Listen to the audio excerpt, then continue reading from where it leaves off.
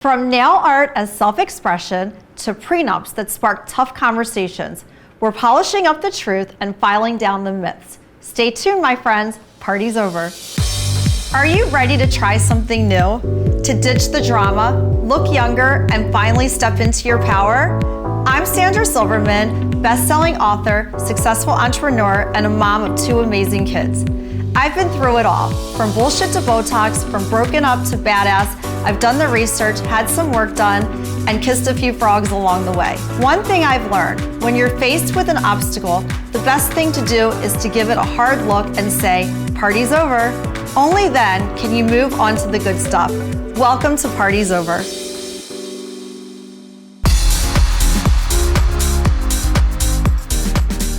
We're starting today talking about nails, and this is something that I think adds so much polish to our look, especially as we age.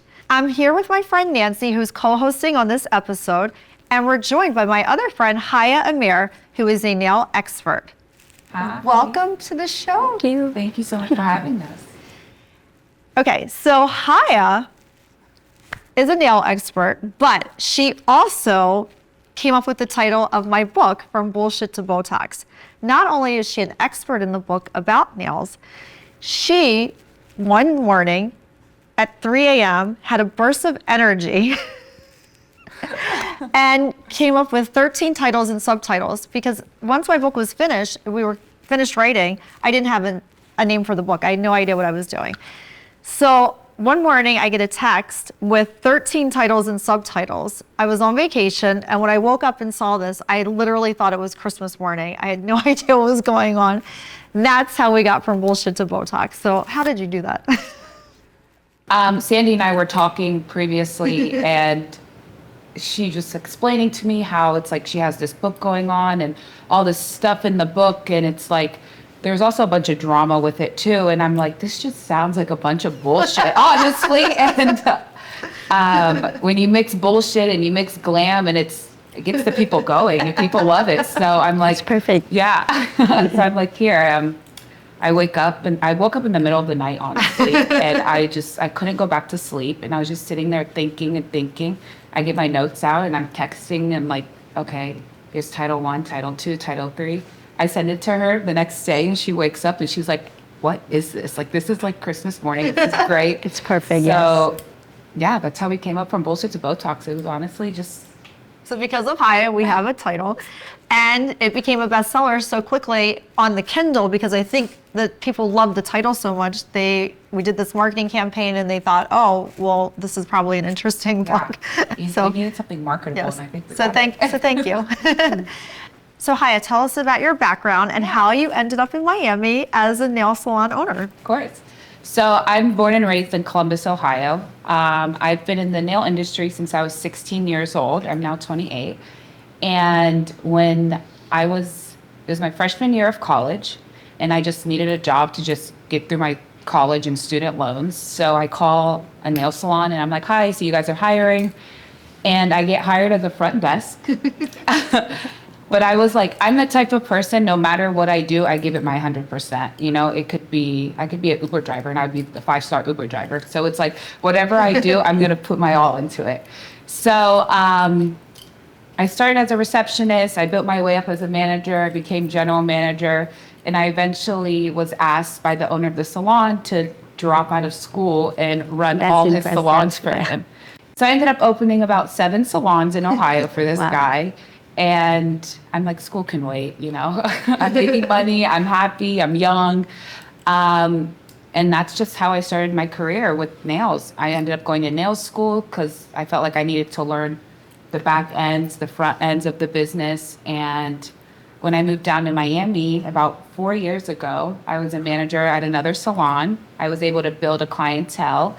And I just looked in the mirror one day and I was like, I can do this. So it's like, why not? I do it for other people. I might as well do it for myself.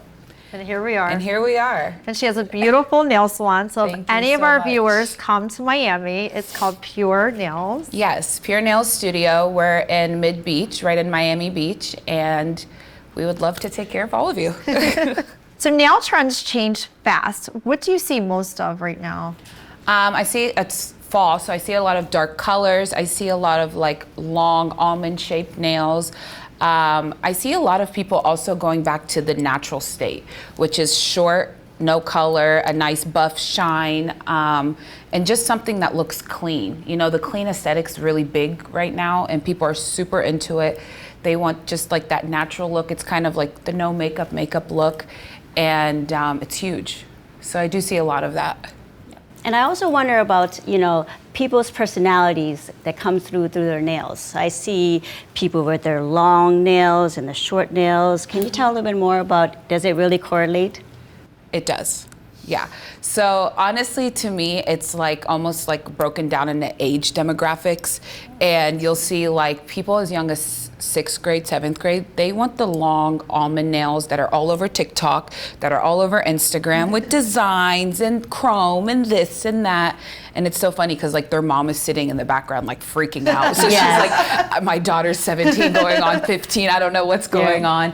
But it's expressive. I think nails are expressive. Or you'll see like, you know, your girl boss who comes in with like a short French tip and she just wants something clean, classy, and The worst thing is when you see the nails and they can't type with it. That annoys me. That they're like this? Yes, I'm like, can you not tell them not to do that as a nail tech or? What's the longest that you've seen somebody want? I've seen like, I'm talking like nails out to here. But they're natural or? No. What about a natural nail? They don't get very long. I mean, you do see, they end up curling, Yeah, and then they curl. end up turning yellow, and then there's gunk, and now you're worried about funguses and infections, and the list goes on. It's honestly not healthy. So avoid that, please. Yes, Please no do. funguses. But I feel like everybody should get their nails done and their toes done, even if you don't want polish. It just gives you a more finished look. Yeah, it's like a state of cleanliness, you know? Even if you're just coming in for a quick cut, cuticle cut, just a cleanup. Even for men, I suggest Yes. that for men too. And That's actually very attractive when you see a man that's well manicured. Yeah. So, Well, when you see a woman and her nails aren't done, she kind of looks like she has man hands. And right? And we don't want to see man hands. I have a big section in my book about man hands. And we want to avoid man hands. It's true. It's really true. Because we are women at the end of the day. Right. It's feminine, it feels good, and back to what Nancy was saying about men, like I think it's really important for men to also get manicures and pedicures too, because a lot of men are like, oh no, like I'm too alpha for that, I'm too macho for that. But no, it's nothing about that. It's all about just being clean and just it's just a total feeling reflection, clean. like I said, Yeah. go back to your character, you know, like your personality tells you the type of nails you have and also reflects on how you take care of yourself. I And agree. so it's very important, you know, it's all about character. And do you cut your cuticles? Yes. Do you have dirt Hang underneath your nails? You That's so know, gross. Makeup, people have like makeup built up under their nails. It's crazy because when I'm filing nails, I'll smell like different. Really? Yes. I didn't know I'll smell that. self-tanner, I'll smell cigarettes, I'll smell like You can smell everything you can in your smell nails? everything. Ew. Okay. So some people are very busy with their careers and they don't have a lot of extra time, or they may come in and get their nails done and then a couple days later that the nail polish can chip. What do you suggest for people? Like, are there new products or something that people can do? Well, yeah, there's so many new things on the market. The nail game has changed so much. Everybody does, gel polish, which is like a long-lasting polish that lasts up to 14 days. It's cured under a UV LED light. There's also systems like Dazzle Dry, which is like a 3-step system, which is regular polish, and you can take it off with regular nail polish remover, but that also lasts up to 12 days. And that is like a big game changer for a lot of people who are nervous about putting their hands under the LED light or the UV light due to like Toxics and skin, different skin diseases that Because I could remember happen. when I was pregnant, I didn't go to the nail salon for about a year because Yeah. that's how they say it was so toxic. And I was only going to have one child, so I made sure. So I did have crusty nails for a year. It's okay. For an entire year, you didn't go even for a regular Nothing, manicure? nothing. Because it's just, even the chemicals inside, just smelling it, it was toxic. So I didn't even go to the nail salon for Well, a I year. do have pregnant ladies who come in and they bring their own non-toxic stuff. Now, it's not really it doesn't really help us like as a nail tech, because it's like there's not the right chemicals in there that we need to like get the process done, but it is non-toxic and it is a lot healthier. Okay, so I was a bad pregnant person because I got my nails and toes done the day that I went to labor. My water was about to break, and I was at the nail salon getting a manicure. People come in, you know, my salon's right next to a hospital, in Mount Sinai here, and people will come in right before they like know they're about to give birth, so we can massage their feet and just get like the blood flowing and things Well, going. there is something to be said about the foot massage, because they do say that it stimulates the pregnancy. So. Yeah. I mean, I swear to God, I had a client who went into birth right after she left the salon. Wow. Yeah, she called us. So you're that good. Yeah, She's we are that that good. good. You're amazing. Yeah, so when people, like, isn't there a controversy right now in Europe with the gel It's nails? huge. There's this big thing right now where it's there's this chemical in gel. It's called TPO, and essentially what TPO is, it's like a film, and that's also what kind of cures the gel in the light. But the study that was done is very invalid, and the reason why is they were injecting this chemical into rats, and we aren't injecting gel into people's skin. We are putting it on your nails. And when you put it on the nails, it does not seep into your actual skins. It doesn't go into the cells. It doesn't go into your blood.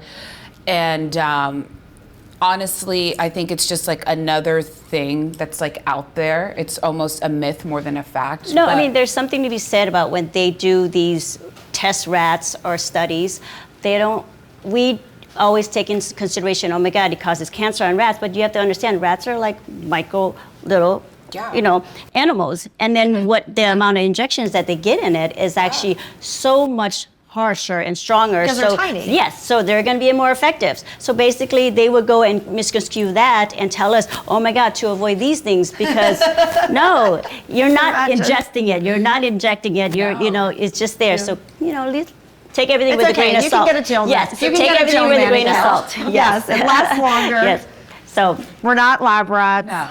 Like when I read that, I'm like, my foot's the size of a rat. Like that's not gonna do anything. you'll be fine. Yes. It doesn't make sense. No. So we think it's very important for people to get their manicures and pedicures, men and women, just for the overall health of your nails and to avoid infection and things like that. Yeah, guys, it's really important to keep up with your nails, and it's part of self-care. I mean, we don't forget to go to the gym every day. We don't forget to brush our hair every day. So there's nothing wrong with stopping in a nail salon once or twice a week and getting a nice little cleanup. Well, some people forget to go to the gym. And not only that, That's true. I always emphasize on the psychological effect, because imagine there are times that I skip and I forget, and then I'm going out and I'm insecure because I don't want to shake that person's So now hand you're because my sitting there like nails. this. Yeah, so you know what? That also factors in. So it's all about your emotional security and everything too, along with the health. When you look good, you feel good. Exactly. Thank you very much for coming on the show and all this Guys. great information. This was fun, and we would love to have you again. Yes, I would love to be here again, and thank you so much for having me today. If you're loving Parties Over, then do me a favor. Subscribe, share it with your friends, and help grow our community. We'll be right back.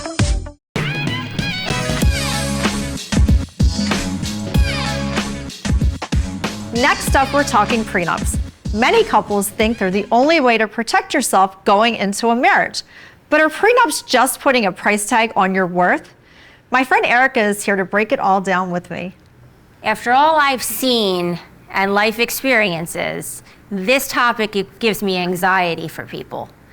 I think it's a huge misconception as to what that prenup term means nowadays, I agree. right? Yes. I mean, you've seen it, I've seen it. We have friends that have seen these experiences blow up, right? Every friend that I have that has signed a prenup, it's been an absolute disaster. You're going into a marriage at this point as a transaction. It's not a marriage.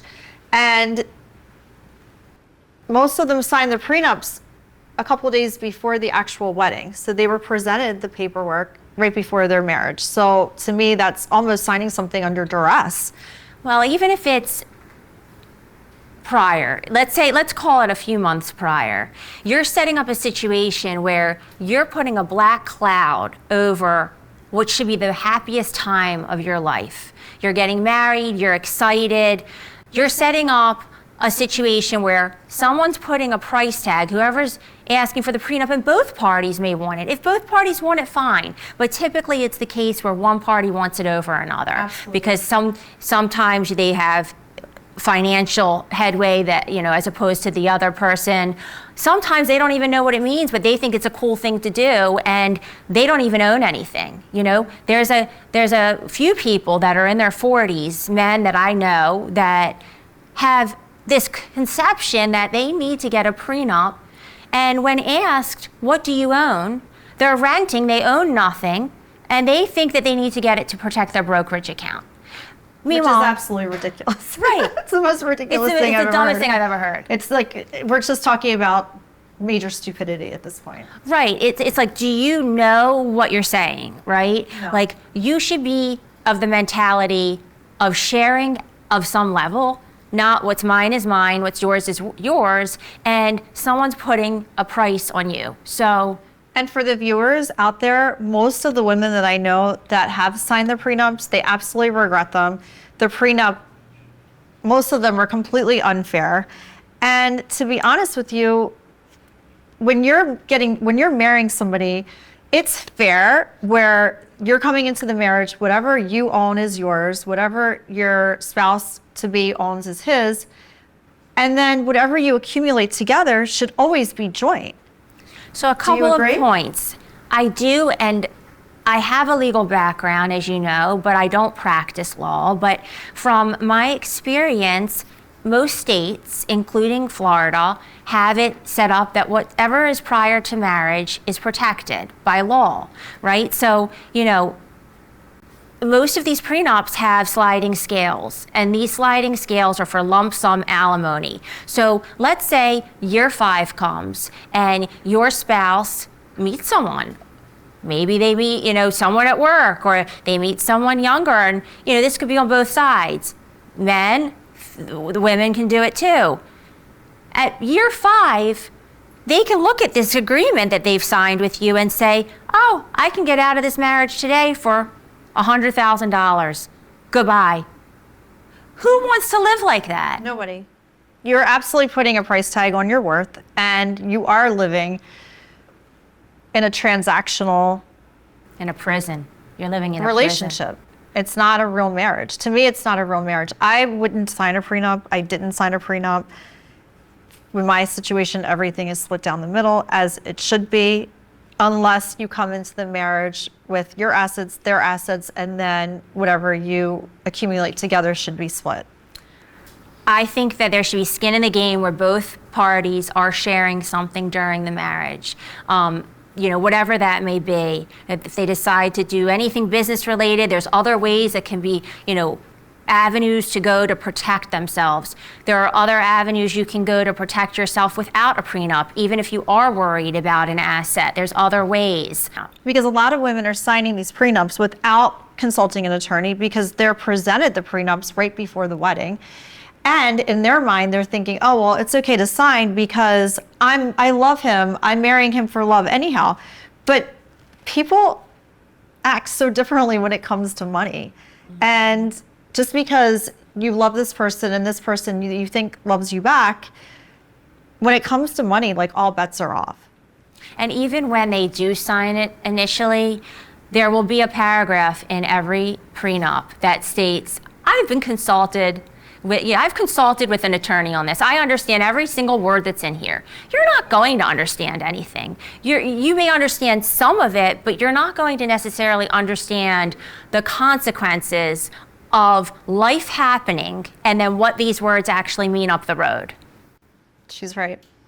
So even if it's a woman who's very successful marrying a man who's less successful, I feel like the same should apply in terms of whatever she has and whatever he has coming into the marriage belongs to each of them, and whatever they accumulate together should be split. Right. Because that's a marriage. And protected in different ways. There are asset protection attorneys now. There are trust attorneys. Go talk to them. Yes.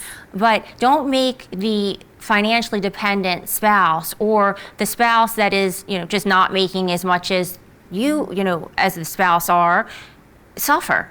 Right. You know? Because why are you marrying them to begin with? If it's an issue and you really want to protect your assets that badly or your future income, why are you marrying this person to begin with? It's a If trap. you don't love them, it's a trap for one of you. Right. Like you have, for example, you have to look at who's marrying who. You have, the 60-year-old that's marrying the 30-year-old. Well, if that's going to be an issue there, that you're worried that, he or she at 30 years old is going to rob you blind one day. Then why are you marrying her? Why are you marrying that Because person? she's not the right person. She obviously, if you feel that way, then this is the wrong person for you.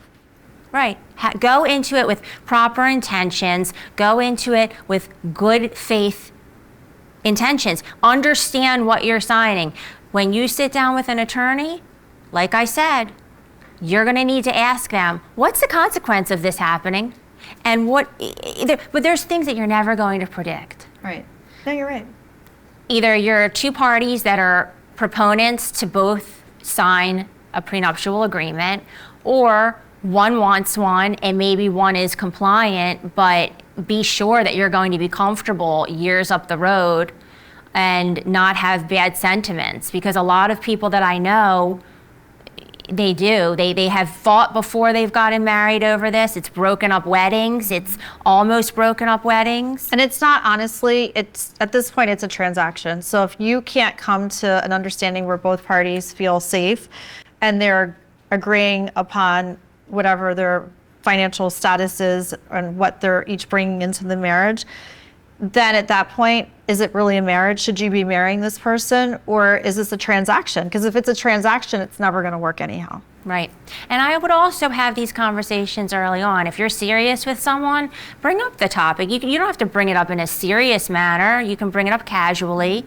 And pretty early on how somebody is or how they act about money and about their finances. You pretty much know up front. So we're not saying absolutely no to a prenup, but know what you're signing, know what you want, and have open communication with your partner to make sure, as much as possible, that you're comfortable and you will be happy moving forward with that person. And know your worth. Know what you're worth. And be comfortable that this isn't a transaction, that this is a marriage, and just live happily ever after.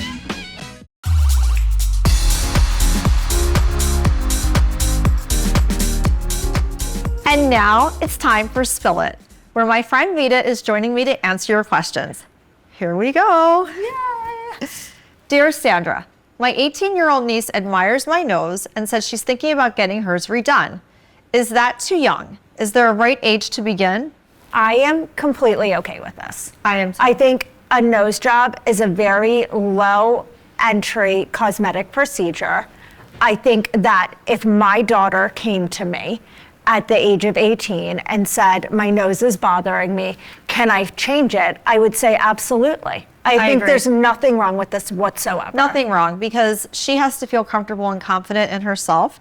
And if her nose needs to be redone and she goes to a good surgeon and she's safe, I don't think there's anything wrong with it. And I think it's better to give your approval and then you're included in the process, as opposed to saying no. Then in a year or two, she's going out there, who knows what kind of surgeon she's going to. She might get into financing this procedure or something like that. Which I know people that have done that. They've snuck behind their parents' back. They financed the procedure. And I think your nose is something you have to look at every single day.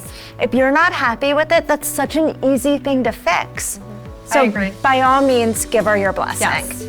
Thanks for sharing, and keep those letters coming. We love hearing from you. If you've enjoyed this episode, then help us by liking, subscribing, and sharing Parties Over with someone who needs to hear what we're talking about. And follow me on Instagram at Sandra Lena Silverman for behind the scenes, real talk, and beauty tips that actually work. We'll see you next time.